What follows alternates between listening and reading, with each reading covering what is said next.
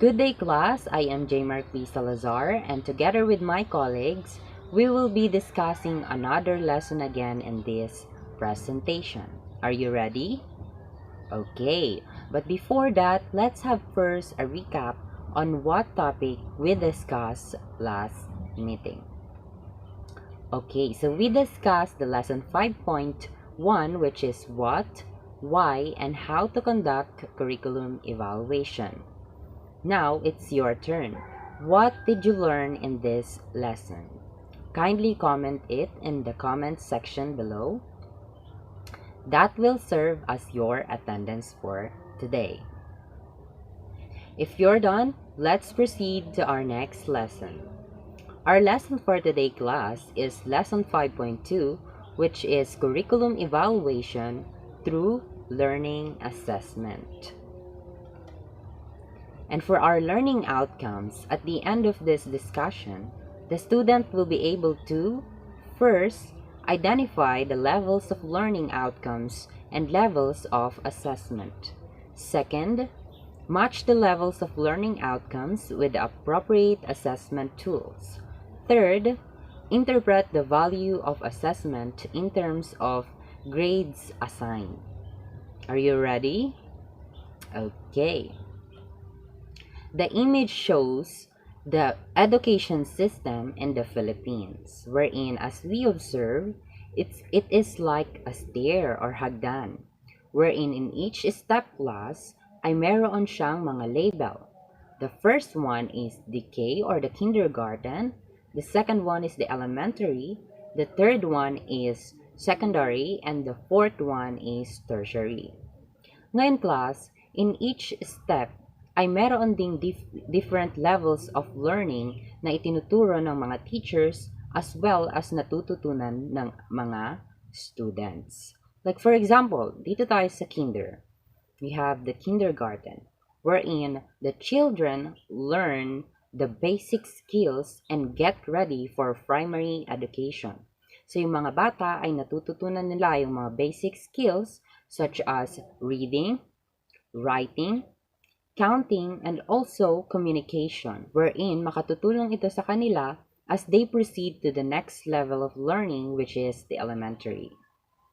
Now, class, hindi po pwede na nasa kinder ka pa lang at ang pinag-aaralan mo na ay nasa level. It's not possible. Kung maaari, kailangan mong mapagdaanan ang bawat level in order for you to acquire the knowledge, skills, competencies you need before you proceed to the next level of learning. That is the education system in the Philippines.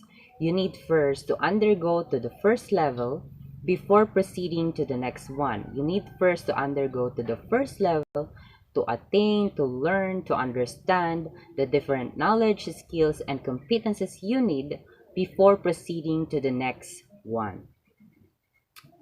Let's proceed to the next slide. Now, if you already acquire those knowledge, those skills, and competencies, dito na pumapasok yung tinatawag nating achieve learning outcome. When we talk about achieve learning outcome, it is defined in outcome-based education as a product of what have been intended in the beginning of the learning process. Okay, so let's focus on the underlined part of the presentation, wherein sinasabi rito na ang achieved learning outcome is a product of what have been intended in the beginning of the learning process. So, ito yung mga knowledge, skills, and competencies na sa simula pa lang ng learning process ay naka-indicate na or nasabi na sa mga students, and at the end of the lesson or after the discussion, the students will be able to attain it, to successfully attain those skills, knowledge, and competencies. Any question, class? Okay, none so far. So I have a question. Are the learning outcomes the same or different with the achieved learning outcome? Again, are the learning outcome the same or different with the achieved learning outcome? Very good. They are different. When we talk about the learning outcome, these are the knowledge, skills, and competencies that the learner will be able to do at the end of the lesson, course, or program. And when we talk about achieve learning outcome naman, this is when you successfully attain those knowledge, skills, and competencies indicated. Let's cite examples in order for you to understand it. Okay, for example, hindi ako marunong magluto, and in order for me to learn how to cook, I attended a cooking class, and the learning outcomes that is stated in that cooking class is that we are to develop the basic techniques, the basic cooking techniques in boiling, frying, and baking. And um, at the end of the discussion, we conduct a practical demonstration wherein I were to apply those knowledge skills that I learned in that cooking class. Therefore, the achieved learning outcome would be successfully demonstrate the skills in cooking, boiling, and frying. Now class, in achieved learning outcome, standards and competencies are used as an indicators and measures of this outcome. Yung sinasabi dito na standard ay mapag-aaralan natin in the next slide. The Philippine Qualification Framework, or the PQF. When we talk about the PQF class, or the Philippine Qualification Framework, it is a national policy which describes the levels of educational qualifications and sets the standard for qualification outcome. So it is a national policy wherein it describes the level of educational qualification of a person, and also it sets standards for the qualification outcome in every profession. In addition, class, it states here that the PQF specifies what an individual has learned in and out of a formal schooling or the lifelong learning based on the qualification, levels of degree of competencies of knowledge, skills, applications, values, and degree of independence. Para mas maintindihan natin, here is the framework. So as we can see, there are 8 levels. We have level 1, 2, 3, 4, 5, 6, 7, 8. Wherein, kailangan mo ito upang ma-identify mo or malaman mo kung anong level ka na ba talaga. Like for instance, you already finished baccalaureate degree. Then, you are already in level 6 of the Philippine Qualification Framework. The level 1 to 4 tells certificate, wherein these levels can be acquired through TESDA, or the Technical Education and Skills Development. Sila yung nagbibigay ng national certificate, but before you claim it, you need first to undergo a training. So the next level, which is the level 6, 7, and 8, is covered by the higher education. These are the baccalaureate, the post-baccalaureate, the doctoral, and the postdoctoral. We can also see here the level 5, which is the diploma. Ito yung pumapagitna between the technical education and skills development and the higher education, or the CHED, the Commission on Higher Education. As we can see, we also have here the color orange, which is the grade 12 or the senior high school. It serves as the foundation dito sa 8 levels na ito. So the next topic will be discussed to us by Kate Maureen Saladino. So good day everyone, I am Kate Marin Saladino, and let's talk about the 3 domains. So what are those 3 domains? First, knowledge, skills, and values. Second, application. And the last, degree of independence. So those 3 domains help us to identify what we are going to do in the different levels of competencies descriptor required for each level for basic and higher educational levels. So let's proceed to the level 1. So let's proceed to the level 1. So the qualification type of this level is National Certificate 1. So the first domain in level 1 is the knowledge and skills that are manual or concrete or practical and or operational in focus. So yung na-apply ng taong yun in new knowledge and skills na activities that are set in a limited range of highly familiar and predictable context. So it means yung na-apply niya lang yung language and skills niya sa limited na bagay and also predictable ganun. And there's also things na kailangan nating i-follow, like yung binibigay nilang rules, guidelines, or procedures. So, in degree of independence, in condition where there is very close support, guidance, or supervision. So, it means kung lagi kang nagtuturo or nagka-guide ng maayos, so you can only need minimum judgment or discretion is needed. As for level 2, the knowledge and skills that are manual, practical, or operational in focus with a variety of options. So in sa level 1, it is a operational in focus but in this level 2, operational in focus with a variety of options. So you can apply those knowledge and skills in a limited range of things only. For example, hindi mo totally kailang i-follow yung mga rules, guidelines, or procedures. Like, you can select from those procedures kung alin ang ifa-follow mo para magkaroon ka ng better outcome. So, in terms of degree of independence, you need a person where there are substantial support, guidance, or supervision, limited judgment, or discretion is needed. So, the qualification type on this level is National Certificate 2. So as for level 3, the qualification type here is the National Certificate 3. So in terms of knowledge, skills, and values, in this part, nabibihasa ka na kasi maintindihan mo na paano ginagawa yung isang bagay. Like, you can make your own decisions to determine kung ano ang gagawin mo.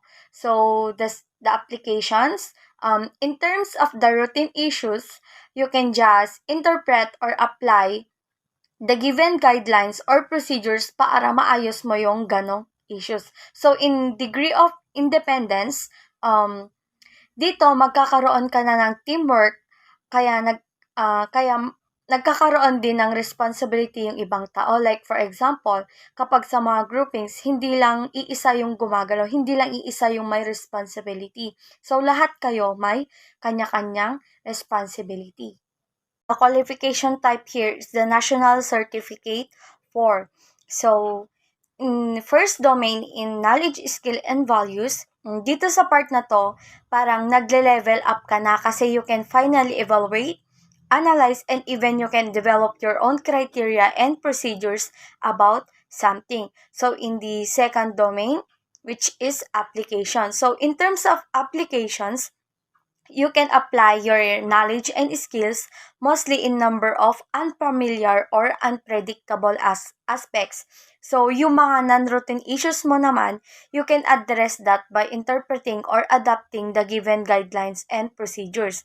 So, in the third domain, which is degree of independence, at this point, you can finally be a leader.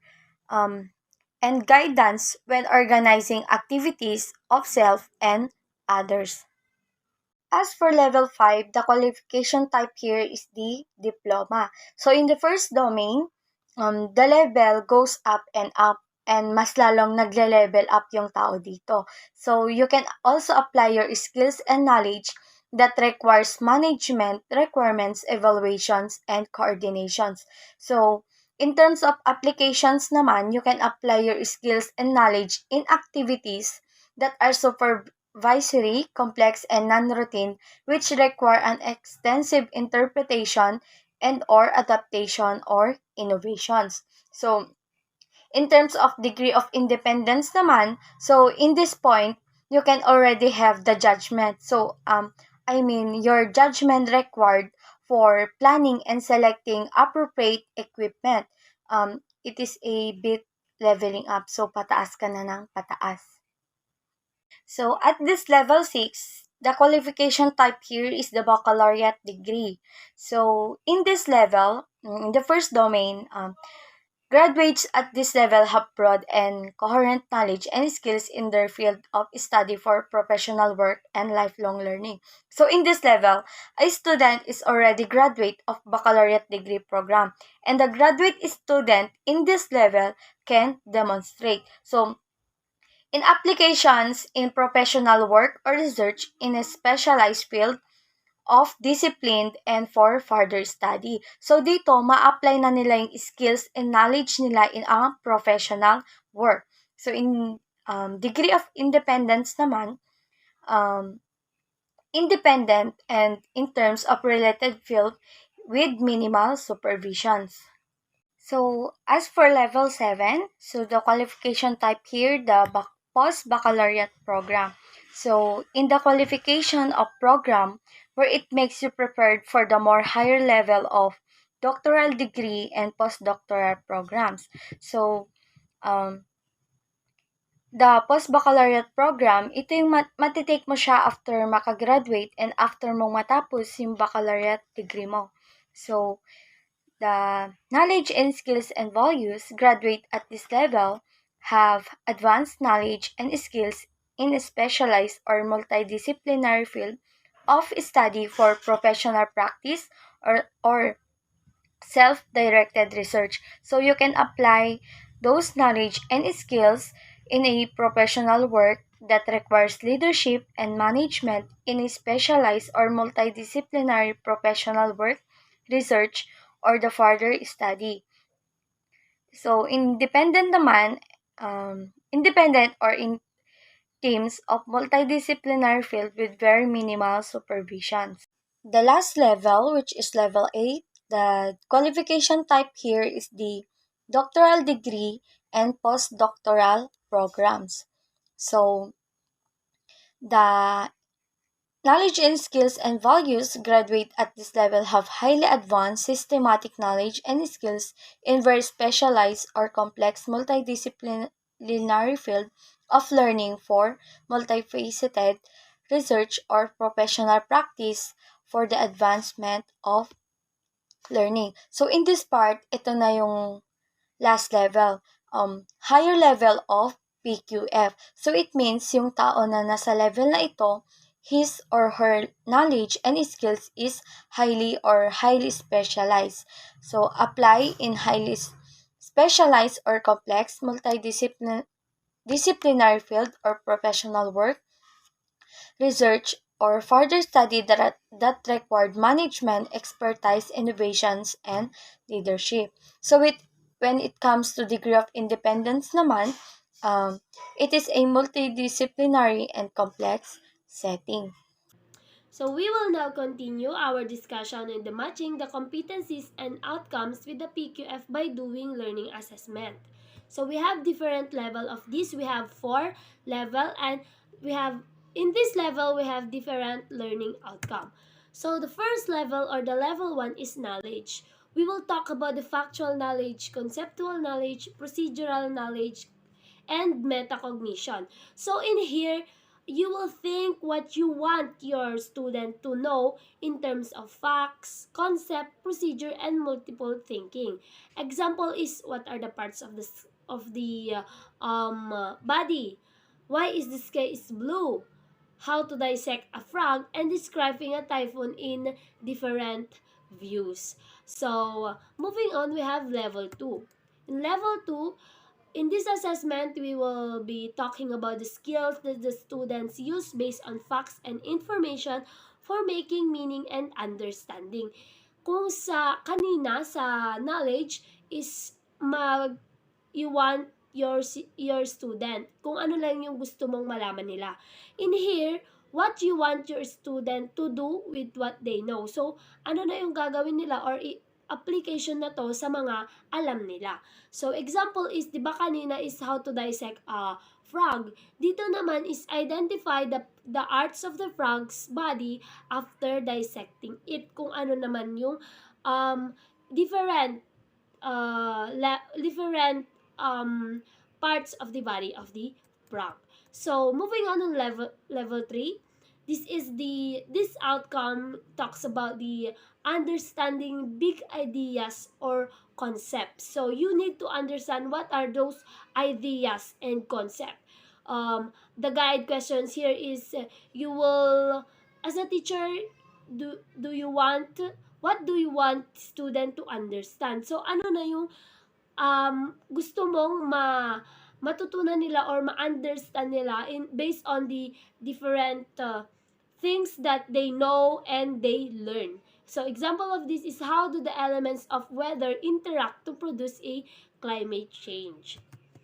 So the last level, or the level 4, is the learning outcome is or are what products, material or intangible or performance, it's either oral, visual, written, and etc. as evidence of learning. Example of this is portfolio, paintings, drama, research project, and etc. So these are very common, the portfolio and the researches. So what is the product, or what is the outcome of those um, of the different level, the level 1, level 2, and level 3. So in level 4, what are now the product or the performance, or what are now the overall outcome of this different level? So we now tackle about the learning assessment. Now is what are the assessment tools for each level of learning outcomes? So we have different assessment tools. So we have these types of tests to measure knowledge, process, and understanding. We have the objective and subjective tests. So objective test is ma-answeran or iisa lang yung pwedeng i-answer, one and only. So subjective is different kung ano yung pagkakaintindi mo sa isang question. So first, we will tackle about the objective type. So, tests that require only one and one correct answer. So, as I said a while ago, objective is having one and only correct answer. It is difficult to construct but easy to check. Of course, it is easy to check kasi nga iisa yung answer. Ibig sabihin is, madali mo lang i-correct. Kung mali niya, kung B ang answer niya, A yung tamang answer. So, madali lang. So, example of these are pencil and paper test, alternative response test, multiple choice test, and matching type test. So, first to discuss is the pencil and paper test. The test is written on the paper and requires a pencil to write. So, very understandable naman na ito. Kailangan mo lang ng paper and pencil. So, lahat naman, di ba, kailangan mo ng pencil and paper in answering certain questions. So, as first, under this pencil and paper test, we have simple recall. This is the most common tool to measure knowledge. There are varieties of simple recall tests to include.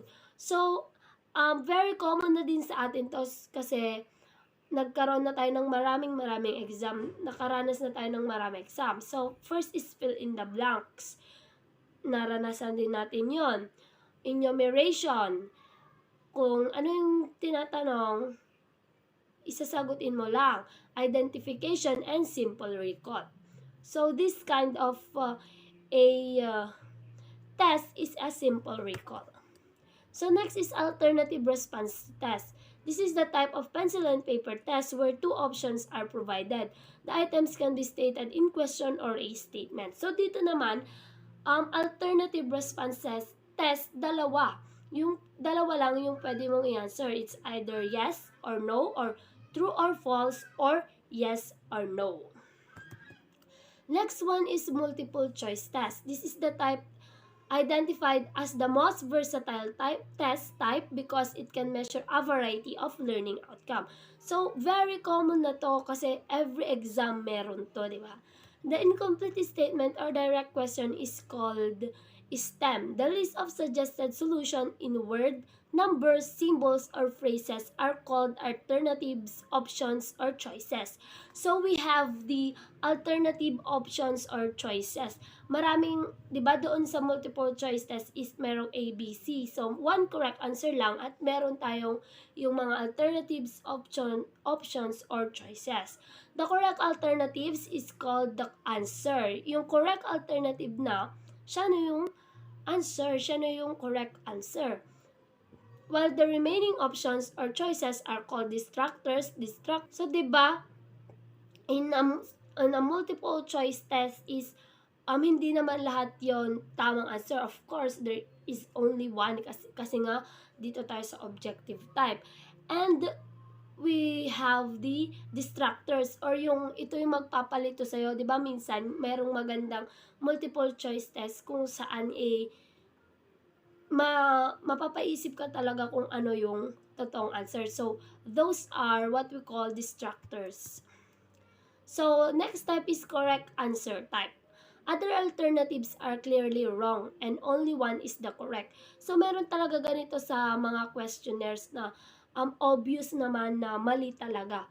For example is, what is the color of the sky? So, obvious naman na blue, di ba? Tapos merong ilalagay na black, white, ganon. Yung alam mo na mali talaga yung answer or yung mga ibang choices. This can be constructed in either direct questions or completion of the sentence. So, direct question is nag-e-end siya ng question mark. So, sa incomplete sentence naman is nag-e-end siya ng is, tapos parang fill in the blanks din, pero sa huli. Next one is, we have the best answer type. All the alternatives are correct but only one is the best. Parang ito yung sinasabi ko kanina na magaling silang maglagay ng ibang distractors or ibang options. Parang lahat tama. Kagaya dito, what do progressive educator consider as the most important factor in the teaching learning process? It's either teacher, books, learner, and principal. So parang lahat silang apat, the ABCD is tama. So mahihirapan ka talaga. Ang tawag dito is best answer type. So of course, the last one is the matching type test. The most common matching type is made up of two parallel columns. The first column A as the premise that present the problem and the second column B that provides the answer. So, alam naman natin ang itsura ng isang matching type test. Meron tayong column A, column B. So, sa column A, dito yung mga questionnaires and sa column B is dito yung mga answers. So, parang ganito yung example niya. Next one, meron ding perfect matching and then imperfect. So, what is the perfect matching type? Is the number of premises in column A is less than the number of responses in column B. The response can only be used one. So, mas konti yung mga questions. Ibig sabihin, mas konti sa column A yung mga question kaysa sa column B. Ibig sabihin, sa isa-isa lang talaga yung answer niya. So, one question is meron lang isang answer. So, while in the imperfect matching type is the number of premises in column A are not equal to the number of the responses in column B or the other way around. So, the response or the premise can be used more than once. So, baliktad naman ngayon. Sa column A naman yung mas marami or mas marami yung questions kaysa sa answer. Ibig sabihin, may mauulit na answer. So, I thought na nalalaman nyo na kung ano yung perfect and imperfect. So, number 4 is assessment tools for each level of learning outcomes. So, we have two types of tests to measure knowledge, process, and the understanding. And this is the objective and the subjective. But first, let's proceed to objective type. Objective test that requires only one correct answer. It is difficult to construct but easy to check. Itong objective types na test na ito is iisa lang ang tamang sagot and dapat na makuha. Mahirap man siyang gawin pero ito yung isa sa mga madaling i-check.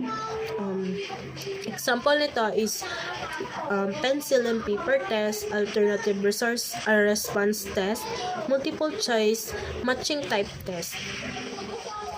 But first, let's proceed on the pencil and paper test. The test is written on the paper and requires a pencil to write. Ito yung traditional na format na test, which is kailangan lang natin is paper and pencil para makapagsagot sa test or sa exam. Example nito is nung nag-exam tayo nung nung high school and also ngayong college, which is ginagamitan natin siya ng pencil and paper to write the answer on that exam. And also simple on pencil and paper test, there is 4 characteristic, which is a simple recall. Simple recall, this is the most common tool to measure knowledge. There are varieties of simple recall tests to include like fill in the blanks, enumeration, identification, simple recall. In simple recall, we are using our memory to recall all the past lesson. And also in simple recall, ito ay sumasagot sa ating ang ginagamit natin na pangsagot is the memory. This requires the respondent to recall some information from memory. For example, is what is the highest mountain? So, mag-iisip tayo, papaganahin natin yung memory natin to recall what is the highest mountain what is the highest mountain. By that, gumagana yung memory natin. So, sa tanong pa lang is gagana na yung memory mo to recall what is the highest mountain. And dyan pumapasok yung identification. So, identify mo kung ano ba yung highest mountain. And so, yun. And so, let's proceed to alternative response test. This is the type of pencil and paper test where 2 options are provided. The item can be stated in a question or a statement. Example is true or false, and also yes or no. So, sa alternative response test, may dalawang option lang na gagamitin sa pagsagot. It's either true or false or yes or no.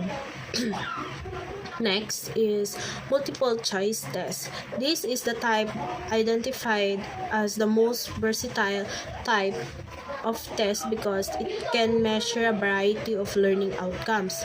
The incomplete statements or direct question is called STEM. The list of suggested solution in word, numbers, symbols, or phrases are called alternatives, options, or choices.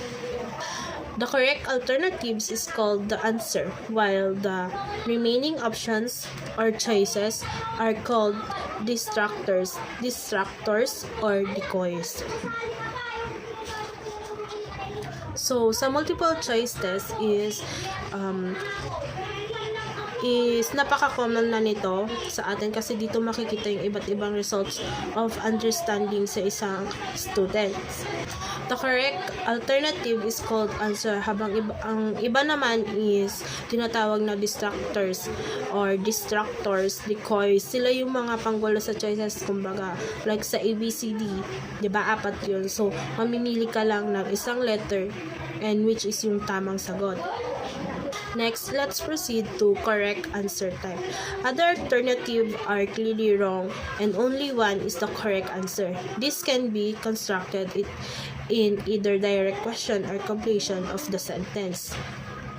Ito naman ay gumagamit ng direct question para makumpleto yung sentence. Like sa examples is, indirect question is, what is not a member of ASEAN 2015 Economic Community? So, sa direct question is, nandun na agad kung ano yung tinatanong. And sa incomplete sentence is, parang pinahaba niya lang yung questions. So, doon mo makikita yung difference between direct question and incomplete sentence. Next is best answer type. All the alternatives are correct but only one is the best. So, sa best answer type, lahat ng sagot ay tama pero meron pa rin yung best answer. Tulad na lang nung nasa example. What do progressive educators consider as the most important factor in the teaching learning process? So, direct question yan. And lahat ng choices is best or correct, pero mamimili lang tayo ng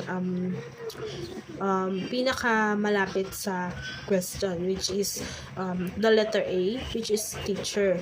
And also incomplete sentence is according to the progressive educators, the most important factor in the teaching learning process is also nandun na yung teaching learning process. So, ibig sabihin is teacher.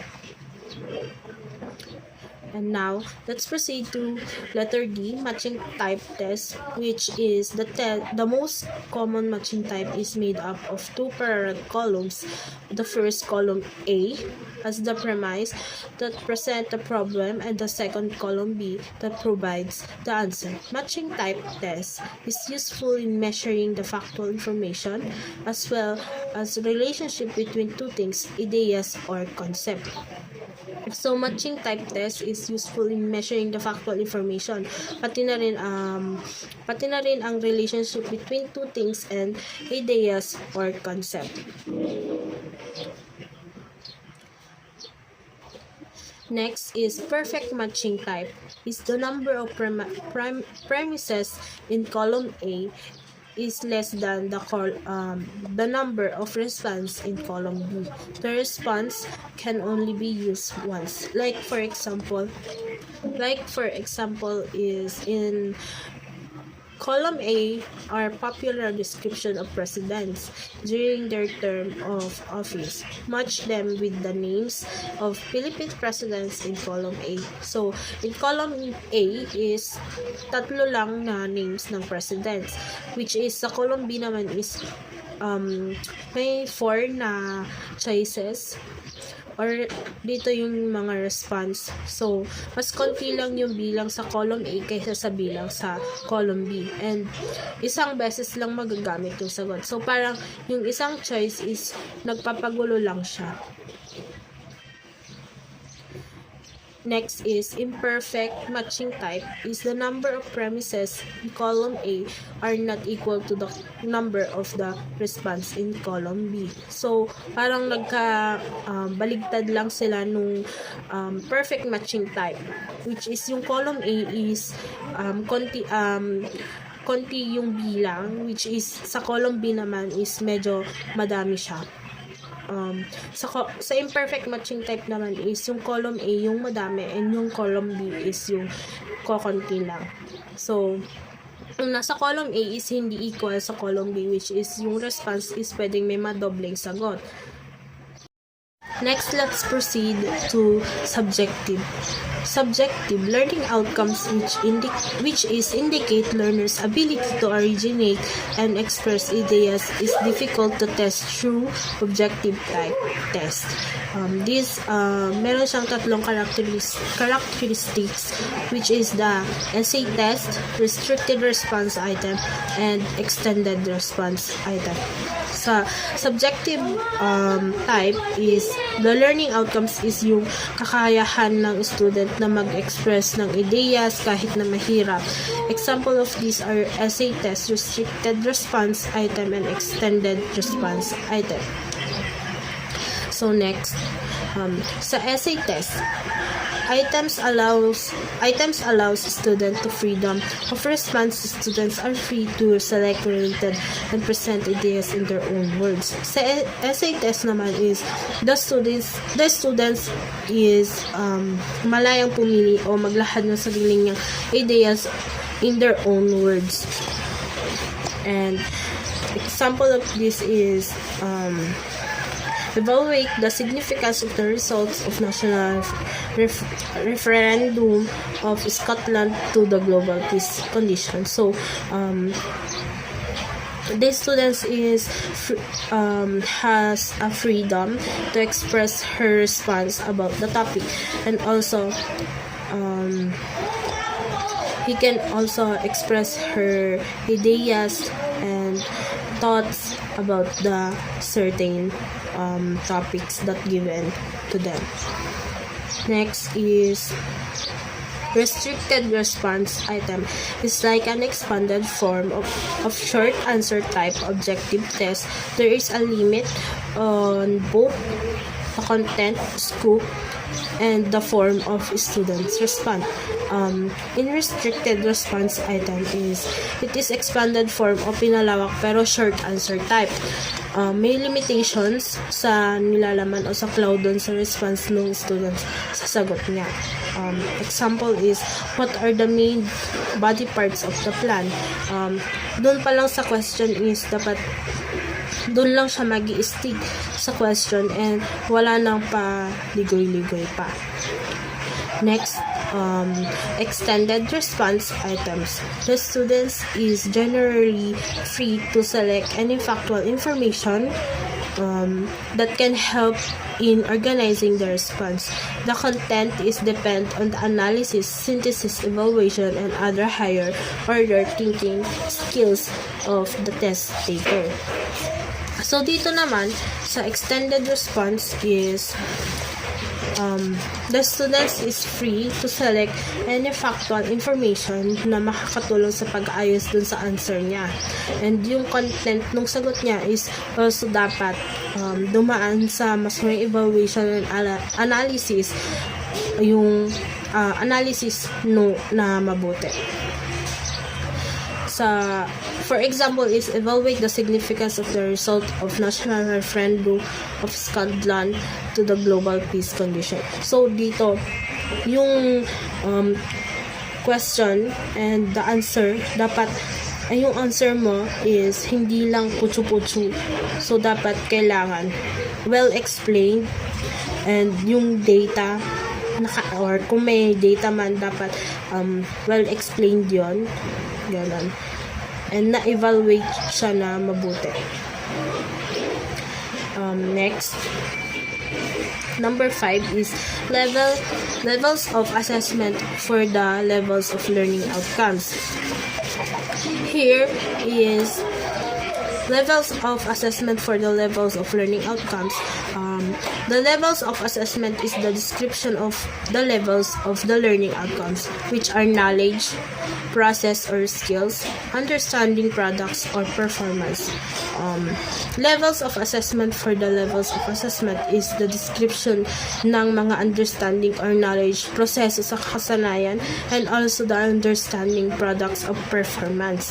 And the levels of learning outcomes are also used to describe the levels of assessment. Is also yung use upang ilarawan yung mga described levels of assessment. Levels of learning outcomes or assessment is level 1 knowledge, level 2 process or skills, level 3 understanding, level 4 products or performance. What to test or assess. Sa level 1 na, which is knowledge, dito pumapasok yung mga tanong na who, what, when, how, why.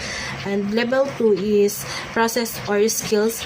Dito, constructed meaning from knowledge. Level 3, which is understanding, explanation, interpretation, application. Level 4, products or performance. Transfer of understanding to life situation as products or performance. Type of assessment in level 1, pencil and paper or non-paper and pencil. Level 2 is pencil and paper or non-paper and pencil. And number 3 is understanding, which is pencil and paper. Level 4 is checklist or rating scale. Percentage value in assessments is in level 1, 15%, level 2, 25%, level 3, 30%, and level 4 is 30%. Total of 100%. Now I'm going to discuss about grades at the end of the school year and how these are computed. In kindergarten, teachers' use of checklists, anecdote records, and portfolio are used instead of numerical grades which are based in kindergarten curriculum guide. Ito yung nagbe-base ang mga teachers sa mga output ng mga students which are the sa coloring activities, drawing activities, shaping activities, and so on. Now let's proceed on grade 1 to grade 10, which are the senior high school. The average of the quarter grades produces the end of the year grade. Now, how teacher compute the general average? General average is computed by dividing the sum of all final grades by the total numbers of learning areas. Each learning areas has a equal weight. In grade 1 to 10, there are following guidelines should be followed. First, the learners are graded on 3 components every quarter. These components are first is the written work, performance tasks, and the quarterly assessments. These components are given a specific weight that vary. But, like this, language, AP, and ESP. In written work, 30% siya. Sa science and math naman ay 40%. And the MAPE, EPP, and TLE, 20%. Ganon din sa performance task, may pagkakaiba-iba din. All grades are based on the weighted score of the learners. Gaya nga nasabi ng iba natin mga professors dati, or teachers rather. Sila lang ang tagasulat kung ano ang makakompute na grades natin. Now let's proceed on grade 11 and grade 12, which are the senior high school. The average of the quarterly grade produces the semester grade. We have a 2 semester, which is the first semester and the second semester. The general average is computed by dividing the sum of all semesterly final grades by the total number of learning areas. And here the senior high school grading components. There are also guidelines should be followed. First, learners are graded on 3 components every quarter or semester. These components are written work, performance tasks, and quarterly assessment. There are also core subject, academic track, textbook or TVL, sports, arts, and design. Dito sa may academic track and the work immersion is nakabase siya kung ano ang kukunin mo. Just what I've said earlier, these components are given a specific weight that vary. All grades are based on the weighted score of learners. The last one that I'm going to discuss is all about reporting summative grades by quarter or semester or end of the year. Now let's discuss about the on how teachers interpret the grades that they computed. First is the level of proficiency descriptions and the grading scale based on transmuted values. Starting with the beginning, which are the below up to 74%, developing 75% to 79%, approaching proficiency, which is the 80% up to 84%, proficient 85% up to 90%, and advanced 90% and above. Interpretation of the numerical values for all subject areas is based on the minimum initial grade of 60 to be transmuted into a equivalent of 75 in the report card. The numerical grades are described in the different level of proficiency in the different competencies set in the subject areas.